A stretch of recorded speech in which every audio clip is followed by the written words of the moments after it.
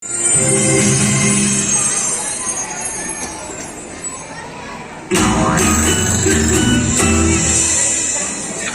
ছুটির দিন। ছুটির পরেই ছাত্র সমিতির অধিবেশন হবে। তাতে ছেলেরা মিলে অভিনয় করবে। দাশুর ভারী ইচ্ছে সেও কিছু একটা অভিনয় করে।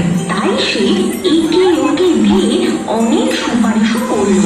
ওই আমাকেও দে না রে, আমি আগের মতো আর ভুল করবো না। দাশু অ্যাক্টিং করবে, তাহলেই হয়েছে। তার চাইতে ভোজ মালিককে ডেকে আনলেই হয়। দাশু বেচারা প্রথমে খুব মিনতি করলো, তারপর চটে উঠলো। এরপর যে কয়দিন আমাদের তালিম চলছিল, দাশু রোজ এসে চুপটি করে হলের এক কোনায় বসে বসে আমাদের অভিনয় শুনতো। ছুটির কয়েকদিন আগে থেকে দেখি 4th ক্লাসের ছোট গনসার সঙ্গে দাশুর ভারী ভাব হয়ে গেছে।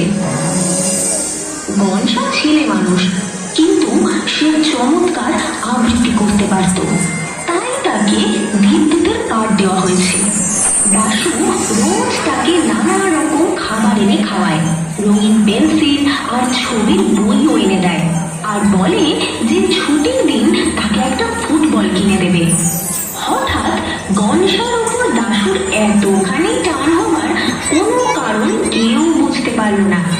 কেবল দেখতে পেল গনসাটা খেলনা আর খাবার পেয়ে ভুলে দাশু তার একেবারে পরম ভক্ত হয়ে উঠল। ছুটির দিনে যখন সবাই অভিনয়ের জন্য প্রস্তুত হচ্ছে। ওই সবার পোশাক ঠিকঠাক এনেছিস তো? হ্যাঁ, আর কিছুক্ষণের মধ্যেই তো পোশাক পরে রেডি হতে হবে। এখনো বাকি রাখলে হবে নাকি? কি রে, তুই এখানে কি করছিস? বাহ, পোশাক পরবো না? আরে পোশাক পরবি কি করে? তুই তো আর অ্যাক্টিং করবি না। বাহ, খুব তো খবর রাখো। আজকে দেবদূত সাজবে কে জানো? কেন, গনসার কি হলো? কি হয়েছে তা গনসাকে জিজ্ঞেস করলেই তো পারো। এতক্ষণ তারা যে যার অভিনয়ের প্রস্তুতি নিয়ে মেতেছিল। তখন সে দেখে সবাই এসেছে, কেবল গনসাই আসেনি। অমনি রামপদ, বিশু আর সুকুমার ছুটে গেল গনসার খোঁজে। সারা স্কুল খুঁজে শেষটায় টিফিন ঘরের পিছনে হতভাগাকে খুঁজে পাওয়া গেল। সে ওদের দেখেই পালাবার চেষ্টা করছিল, কিন্তু তাকে চটপট গ্রেফতার করে টেনে নিয়ে যেতে লাগলো। গনসা কাঁদতে লাগলো। না, আমি কখনো অ্যাক্টিং করব না। তাহলে দাশুদা আমাকে আর ফুটবল খেলতে নেবে না। তারা তবু তাকে টেনে খিঁচে নিয়ে যাচ্ছে। এমন সময় অঙ্কের মাস্টার হরিবাবু সেখানে এসে উপস্থিত। তিনি আমাদের দেখেই ভয়ঙ্কর চোখ লাল করে ধমক দিয়ে উঠলেন। ওই ওই এই শোন শোন শোন শোন শোন শোন, এই তোরা তিনটে ধাড়ি ছেলে মিলে ওই কচি ছেলেটার পেছনে লেগেছিস। এই তোদের লজ্জা করে না রে উজবুক? এই শোন শোন। অগত্যা তারা অপমানটা হজম করে ফিরে গেল। এসে দেখি দাশুর সঙ্গে রাখালের মহা ঝগড়া লেগে গেছে। তোকে আজ কিছুতেই দেবদূত সাজতে দেওয়া হবে না। বেশ তো, তাহলে আর কেউ দেবদূত সাজু, আমি রাজা কিংবা মন্ত্রী সাজি। 5-6টা পাঠ আমার মুখস্থ হয়েই আছে। ওই তোরা সবাই চুপ কর, আমাদের দাশুই দেবদূত সাজু। তুই কি মন্ত্রী সাজু ভেবে দেখেছিস? আগের বারে কথা কি ভুলে গেলি? ও ঠিকই বলেছে, গনসা কিছুতেই অভিনয় করবে না, তাকে কিছুতেই রাজি করতে পারলাম না। হ্যাঁ, আবার যদি তোরা কেউ গোলমাল করিস তাহলে কিন্তু গতবারের মতো সব ভণ্ডুল করে দেব, বুঝলি? অভিনয় আরম্ভ হলো। প্রথম দৃশ্যে দাশু বিশেষ কিছু গোলমাল করেনি, খালি স্টেজের সামনে একবার পানির পিক ফেললো।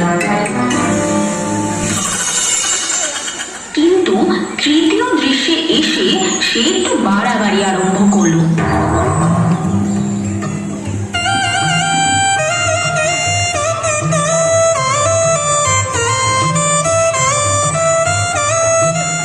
এই জন্য সে স্টেজ থেকে নামতেই সুকুমার বলল, এটা কি করলি দাশু? আরে তোর ডায়লগ ছিল দেবতা বিমুখ হলে মানুষ কি পারে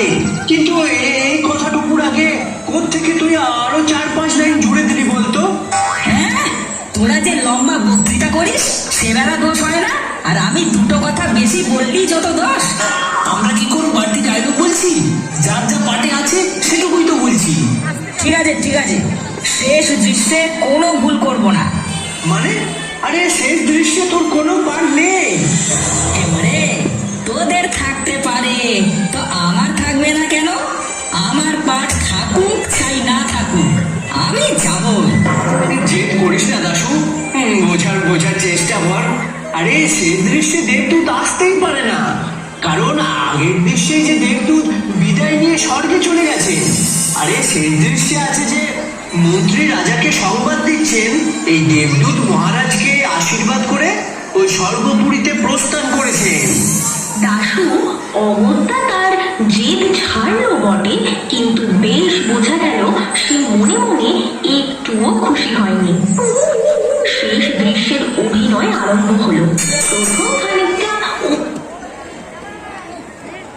অভিনয়ের পর মন্ত্রী এসে সভায় হাজির হলেন।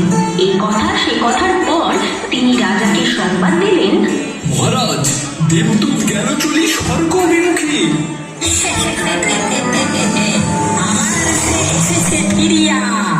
হঠাৎ এইরকম বাধা পেয়ে মন্ত্রী তার ডায়লগ ভুলে যায়। বাকি সকলে কিরকম যেন ঘাবড়িয়ে গেলাম। অভিনয় হঠাৎ বন্ধ হওয়ার জোগাড় হয়ে এলো। তাই দেখে দাশু সর্দারি করে মন্ত্রীকে বলল, আরে বলে যাও, কি বলছিলে চালিয়ে যাও গুরু। চেয়েছিল জোর করে ঠেকাতে আমার এই হতভাগা। এই বলে সে এক চাটি মেরে তার মাথার পাগড়ি ফেলে দিল। ফেলে দিয়েই সে রাজার শেষ বক্তৃতাটা বলে, এই রাজ্যতে নাহি রবে হিংসা অত্যাচার, নাহি রবে দারিদ্র যাতনা। যাও সবে নিজ নিজ কাজে যাও। এই বলে অভিনয় শেষ করে দিল। বাকি সবাই কি করব বুঝতে না পেরে সব বোকার মতো হাঁ করে তাকিয়ে রইলাম। ওদিকে ঢং করে ঘন্টা বেজে উঠলো, আর ঝুঁ করে পর্দাও নেমে গেল। হতভাগা, দেখ সব মাটি করলি। আরে অর্ধেক কথাই তো আমাকে বলতে দিলি না। আরে ওরা তো কেউ কিছু বলছিল না দেখি তো আমি তাড়াতাড়ি যা মনে ছিল সেইগুলোই বলে দিলাম। তা না বলে সদ্য মাটি হয়ে যেত। তুমি বলো। আরে তুই কেন মাঝখানে গিয়ে সব গোল বাঁধিয়ে দিলি বলতো? তাই তো আমার সব গুলিয়ে গেল। আরে রাখাল কেন বলেছিল যে আমায় জোর করে আটকিয়ে রাখবে? তাছাড়া তোরা কেন আমায় গোড়া থেকে নিতে যাচ্ছিস না আর ঠাট্টা করছিস? আর রমাপদ কেন